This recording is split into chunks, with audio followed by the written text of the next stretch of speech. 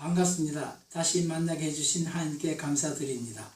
오늘은 하나님 통치 제3단계인 대리통치 시대 중에서 모세편을 말씀드리겠습니다.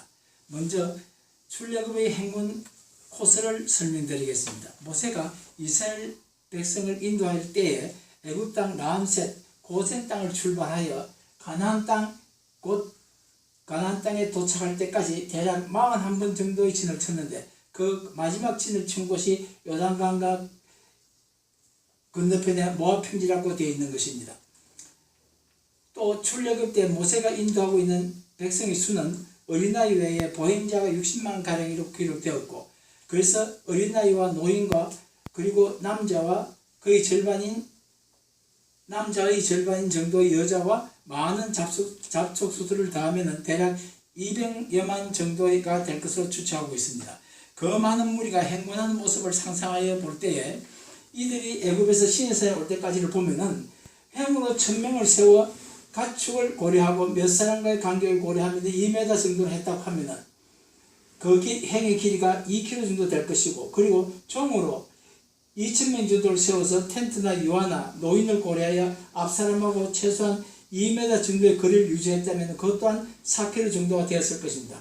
나무자도 없고 길이 평탄하다고 하더라도 가로와 세로가 2km, 4km 되는 엄청난 행군 행태를 이뤘을 것이며, 또 그리고 길이 좁아서 500명 정도가 행으로 서서 행군했다고 하면은 길이가 8km, 즉 그 꼬리가 20리 밖에 있다는 것입니다. 그러나 그 후 중간 정착지인 시내산을 출발할 때는 정식으로 행군 형태를 갖추어 제1지는 유다, 이사갈, 스불론 자손이 행군하고 그 뒤에 성막이 따르고, 그리고 제2지는 르우벤, 므낫세, 르우벤, 시몬, 갓 자손이 행군하고 그 뒤에는 성물이 따르고, 그 다음에는 에브라임, 므낫세, 베냐민 자손이 행군하고 그 다음에 마지막으로 단, 아셀, 납달리 자손이 뒤를 따랐다고 되어 있습니다. 그리고 진을 칠 때에는 회막을 가운데 두고 레인 자손은 그 주위에 진을 치고 앞에서 말한 4개 군단이 동서남북으로 외곽에 진을 쳐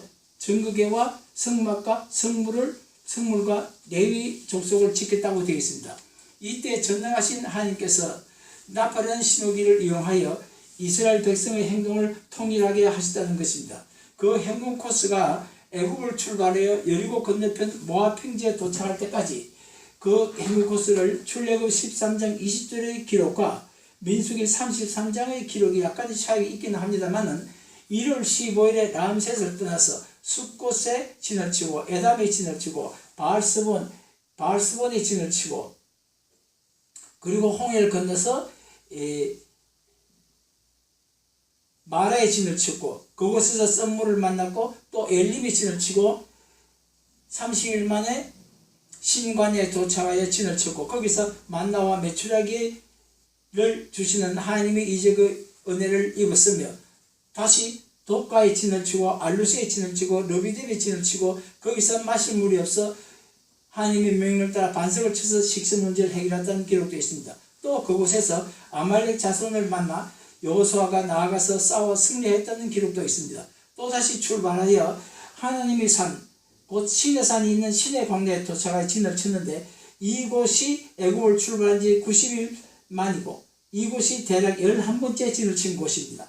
그리고 여기에 시내산에 머문 지 260일 만에 성막을 세웠고 그날에 애굽에서 출발한 날로 계산하면 350일 정도 되는 날입니다. 그리고 성막을 세우고 30일 후에 여호와께서 모세에게 1차 인구조사를 하게 하시어 20세 이상으로 싸움에 나갈 만한 남자를 개수하게 하니까 60만 3,550명이라고 기록되어 있으며 그때에 여호와께서 각 지파의 우두머리도 지정하여 주시고 또 레위 족속에게는 회막 관리에 대한 임무를 분담시켜 주셨습니다.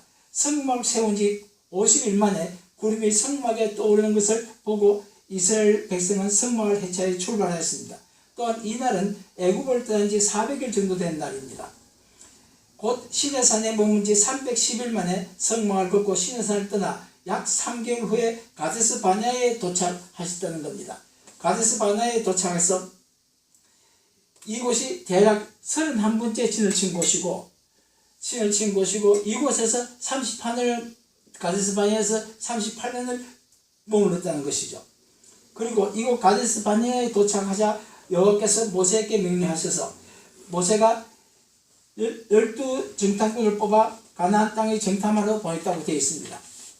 그래서 정탐꾼들은 가데스 바네아에서 북쪽으로 헤브론을 거쳐서 더 북쪽으로 올라가 이 흐로까지 정탐하였다고 되어 있고, 그리고 그 성읍들을 거리로 보면은 가데스 바네아에서 헤브론은 직선거리 약 130km 정도 되고 가데스 바네아에서 르홉은 직선거리 약 330km 정도 되는 정도밖에 안 되는 가까운 거리였습니다. 정탐꾼들은 이곳들을 정탐하고 그곳의 과일인 포도와 석류와 모학을 가지고 40일 만에 돌아와서 10사람은 절망적인 복을 하고 2사람 유다 지파의 갈렙과 에브라임 지파의 호세 곧 여호수아는 희망적인 복을 하였습니다.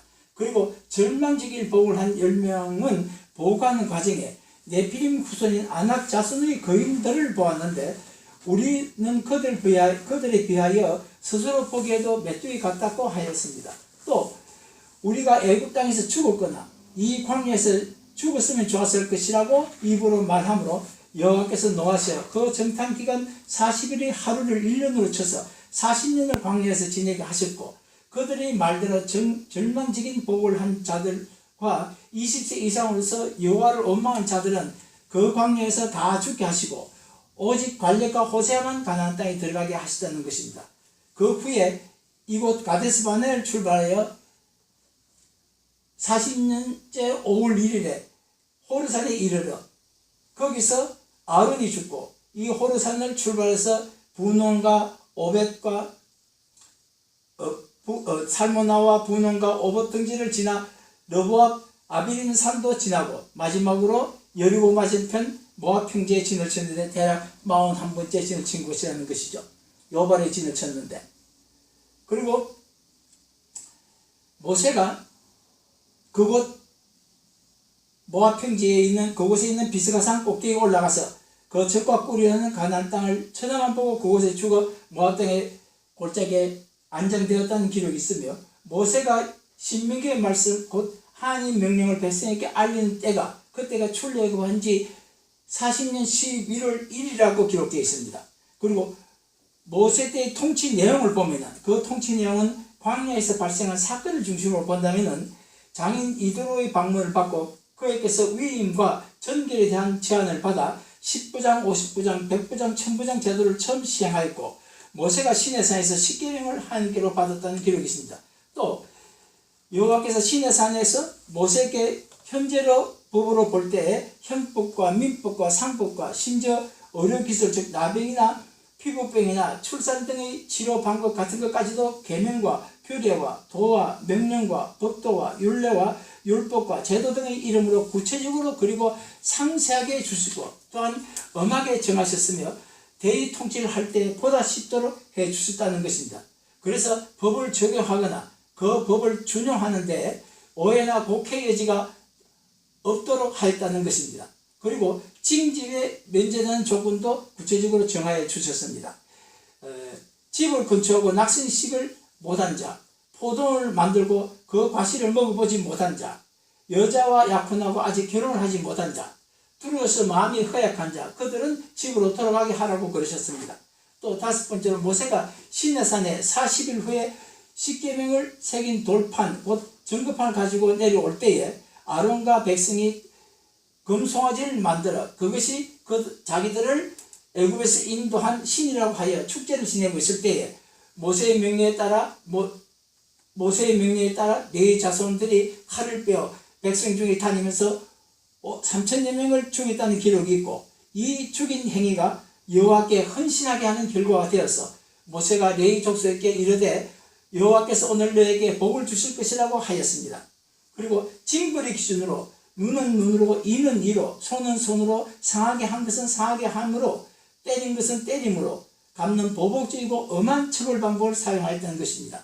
그리고 모세 때의 통치 특징으로서는 그 통치 여호와께서 아브라함과 언약을 지키시기 위하여 아브라함의 후손들을 약속하신 땅 가나안 땅으로 인도하여 들이신 행군 과정에서 기사와 이적을 행하셨고, 두 번째로 통치권을 확립시켜 주시기 위하여 통치권자에 도전하는 행위를 벌하셨고, 그리고 세 번째로 여호와의 권위를 만으로 여긴 행위를 엄단하시고 또 많은 백성들이 광야와 가나안 땅에서 지켜야 할 십계명 외에도 수백 가지의 법을 주시면서 그 법들을 엄하게 집행하시면서도 한편으로는 제사라는 면제 방법을 주셔서 많은 범법자들이 제사함을 받을 은혜도 베푸셨으므로 채찍과 당근으로 적절한 통치 방법을 활용하셨다는 특징이 있다고 보는 것입니다. 첫 번째 통치 특징을 사례 중심으로 보면은 홍해를 마른 땅 건너게 하신 것과 구름 기둥과 불 기둥으로 백성을 계속 인도하신 것과 썸물을 단물로 만드신 것과 두 번이나 바위를 쳐서 물이 나오게 하신 것과 하늘에서 만나를 내리셔 40일 동안 자기 백성을 먹이게 하신 것과 메추라기를 내리셔 고기를 먹게 하신 것과 아말렉이 쳐들어왔을 때 그들을 쳐서 승리하게 하신 것과 또 아모리 왕 시온과 바산 왕 옥이 도전해 왔을 때 그들을 쳐서 무찌르고 그들의 땅을 점령하게 하신 것과 40년 동안 어복이 헤어지지 아니하였고 발이 부르트지 아니하였고 발에 신이 헤어지지 아니하게 하신 것과 십계명을 새긴 그 돌판 곧 전거판을 주신 것, 이러한 것들이 이적을 통한 특징이라고 보는 것입니다. 두 번째로 자기의 명령을 거역하고 원망하는 자들에게 벌을 내리신 사례입니다. 가나안을 정탐하고 부정적인 보고를 하며 여호와를 원망하는 죄를 범한 그들에게 광야 생활을 40년으로 연장시키시고 그들이 가나안 땅에 들어가지 못하고 전부 광야에서 죽게 하셨다는 기록이 있으며 또 가데스 바네아를 떠나 호울산을 지날 때에 여호와께서 남쪽 에시온 개별을 거쳐서 지나가는 말씀을 듣고 백성들이 원망하여 원망함으로 여호와께서 불뱀을 보내시어서 많이 물려죽게 했어. 또 그리고 모세가 기도하면서 노뱀을 만들어 장대에 매달아 쳐다보는 데마다 살게 하셨다는 기록이 있습니다. 그리고 세 번째로 통치를 위해만 대리 통치의 권력을 무시하거나 그 권위에 도전하는 자를 용납하지 아니하셨다는 기록도 있습니다. 모세가 본부인 십보라를 두고 구스 여자를 취하였다고 미리암과 아론이 모세를 비방하였는데 이를 여호와께서 들으시고 미리암에게 나병이 걸리게 하셨다는 기록이 있고 또 고라와 다단과 아비람이 모세와 아론을 비방하고 그 권위에 도전하였으므로 여호와께서 땅이 입을 벌리게 하여 우두머리들의 재산과 고라에게는 그에게 속한 모든 사람과 재물을 삼키게 하였고 또 나머지 무리들은 여호와께로부터 불이 나오게 하시어 그 일당 250명을 불살렸다는 기록이 있습니다.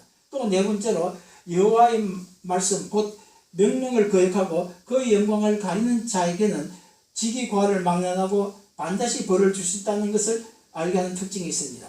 아론이 두 아들 나답과 아비후가 여호와께서 명령하시지 아니한 불을 담아 여호와 앞에 분향하였더니 그 자리 곧 여호와 앞에서 불이 나와 그들을 삼키게 하신 사례가 있고 또 여호와께서 모세와 아론에게 가데스 바네아에서 바위에게 명령하여 물을 내게 하라 하시는 여호와의 말씀을 듣고는 마치 자기들의 능력으로 되는 것처럼 백성들 앞에서 우리가 너희들을 위하여 이 반석에서 물을 내랴 하고는 그 지팡이로 바위를 두 번 치니 물이 나왔다는 것입니다. 이러한 행위는 여호와의 영광을 가리는 범죄이므로 여호와께서 사랑하시고 또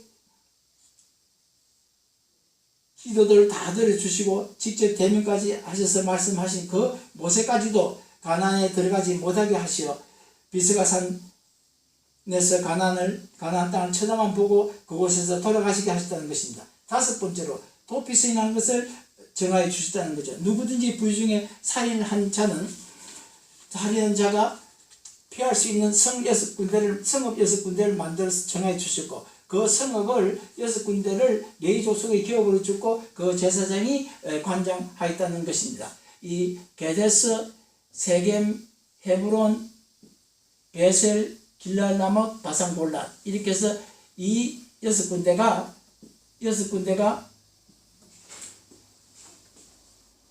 도피성이라는 거죠. 그리고 또 여섯 번째로 통치를 위하여 특별한 수단인 제사라는 제도를 통해서 여호와의 법의 존엄성을 엄격하게 유지하면서도 한편으로는 주로 십계명을 제외한 다른 범죄자들이 여호와께 제사를 드려 죄사함을 받도록 하는 탈출구로 마련해 주셨다는 것입니다.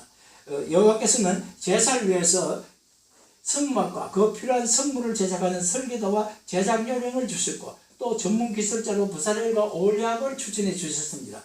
또한 제사를 드리는 규례를 주시면서 제사의 종류와 사유와 그 요령과 제물에 대한 것까지 상세하게 하셨고 그리고 제사를 드리는 요령으로서는 번제, 소제, 요제, 거제, 전제 등으로 5가지를 주셨고 그 차후에 다시 설명드리겠습니다. 제사를 드리는 방법 중에는 화제와 번제가 있는데 이 두 제사의 요령은 여호와 앞에 향기로운 냄새를 내게 한다는 의미에서는 같은 것입니다. 화제는 제단 위에 있는 제물을 불사르는 것, 즉 burn the lamb on the altar라고 하는 것이죠. 그런데 여기서 램이라고 썼습니다만 일반적으로 대명사를 쓰는 경우가 많이 있었어요. 아무튼 제물을 제단 위에서 불사르는 것, 즉 행위를 화제라고 했습니다. 그러니까 동물이 아닌 것도 제단에서 불 태우면은 화제가 되는 거죠. 그러나 번제는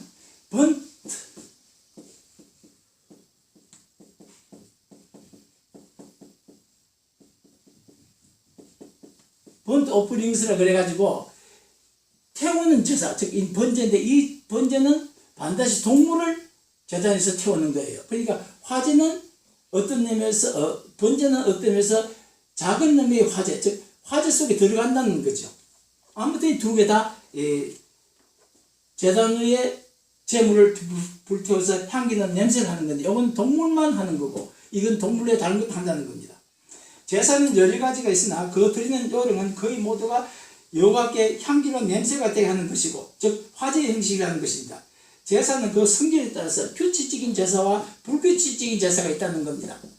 규칙적인 제사라고 하는 것은 정한 날에 제사를 드리는 거고 불규칙적인 제사라고 하는 것은 제사를 드리는 사유가 발생했을 때 드린다는 거죠.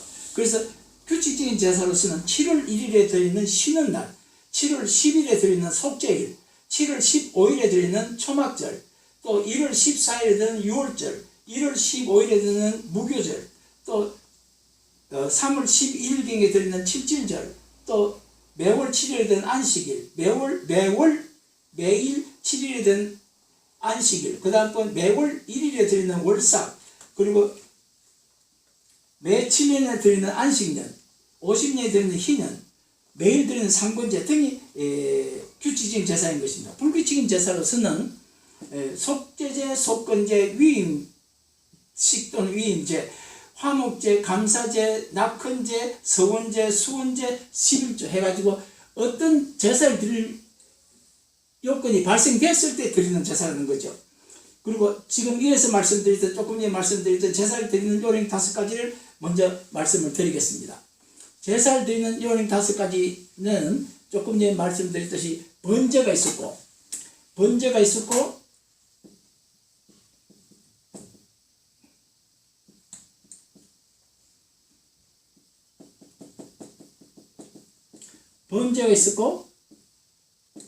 그 다음번에 소제가 있었고 그레인 오프링이라고 하긴 합니다만 아무튼 번제가 있었고 소제가 있었고 그다음에 요제 스페셜 기프트라 가지고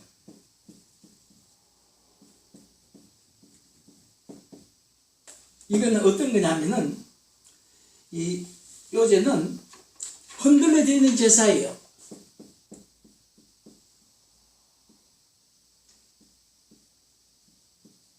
흔들려 드리는 제사예요. 요제 흔들려 드리는 제사고 그리고 거제는 들어 드리는 제사인데 이거는 스페셜 컨트리뷰션이라고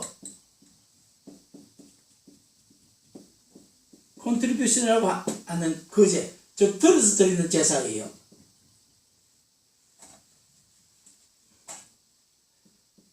들어서 드리는 제사인데 요제의 경우는 주로 동물의 가슴을 흔들어 드렸고 그리고 거제는 동물의 뒷다리나 넙죽다리를 여호와 앞에 들어서 드렸다는 겁니다. 그리고 이 외에 다시 와인 오프닝스라 그래가지고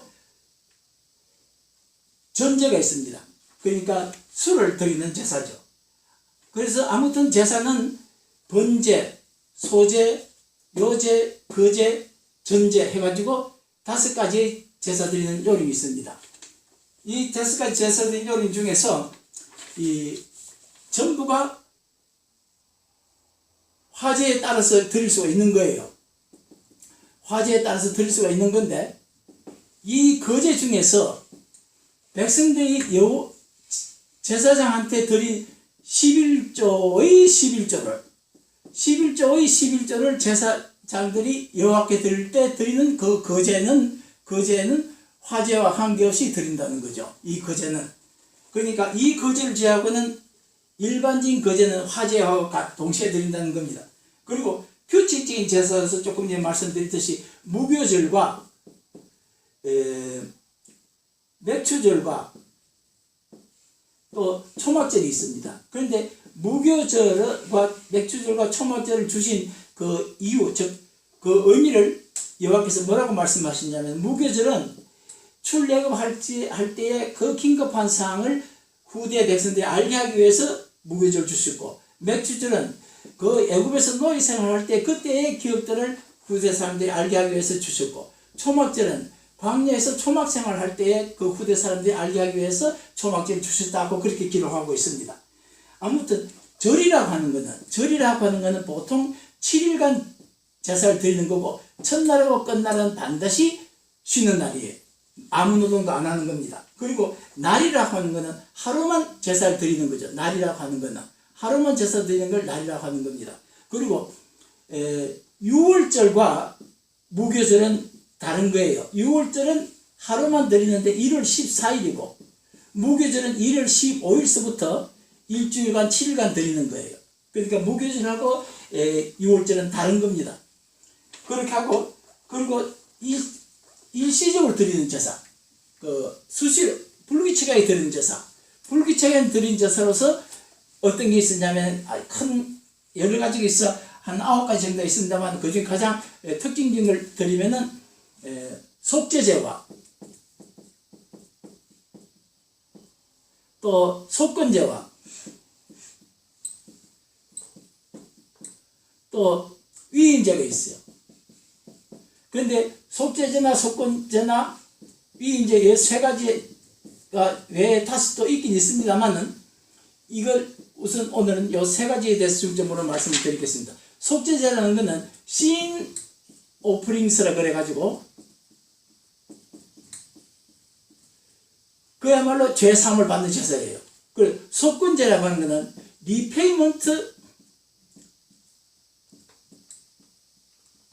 리페이먼트 오프닝스라 그래가지고 보상하는 의미의 제사입니다. 그리고 위임제라는 것은